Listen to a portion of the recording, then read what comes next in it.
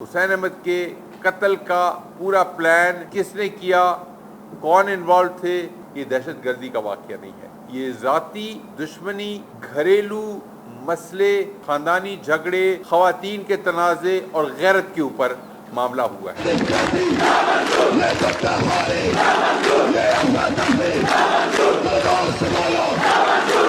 اس مہینے کی 10 تاریخ کو گلی باغ کے علاقے میں ایک واقعہ ہوا۔ ایک سکول وین تھی، اس کو ایک شخص حسین احمد نامی چلا رہا تھا۔ فرنٹ سیٹ پہ ایک دو بچے بیٹھے تھے، پیچھے بھی تھے۔ ایک سکول سے کچھ بچوں کو اس نے ڈراپ کیا اور دوسرے سکول میں ڈراپ کرنے کے لیے وہ جا رہا تھا۔ صبح 7:30-8 بجے کی بات ہے، اور اس دوران اس کے اوپر فائرنگ ہوتی ہے۔ فائرنگ کے بعد وہ زخمی ہوتا ہے اور بعد میں اس کی ڈیتھ ہو جاتی ہے۔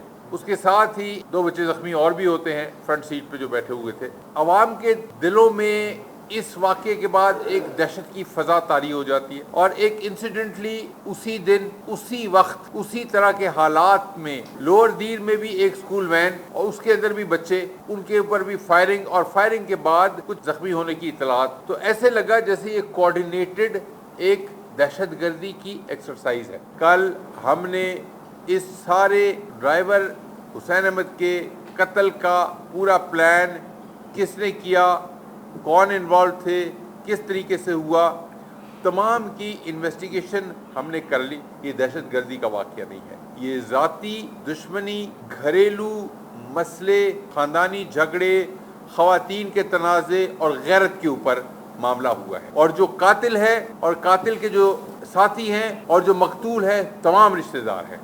آپس میں ان کا سالے بہنوئی کا تعلق ہے، اور چونکہ غیرت کے مسائل ہیں اور پختون معاشرے کی یہ روایت ہے، یہ رواج ہے کہ ہم ان باتوں میں نہیں جانا چاہتے، اور ہم ان باتوں کی طرف نہیں گھسنا چاہتے کہ کس کے ساتھ کس نے کس طرح سے کیا، کن وجوہات کی بنیاد پہ کیا۔ میں صرف آپ کو مختصر بتاتا ہوں، اور امید ہے کہ اس کے اندر آپ لوگوں کو اگر اپنے طور پہ آپ معلومات کریں گے تو پوری کہانی آپ کو پتہ چل جائے گی۔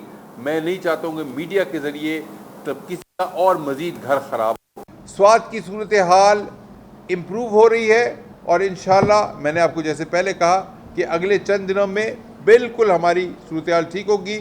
ہم سنو فیسٹیول بھی کریں گے، ہم لوگوں کو بھی بلائیں گے، اور کسی قسم کی کوئی تحفظ کے اندر کمی نہیں ہوگی۔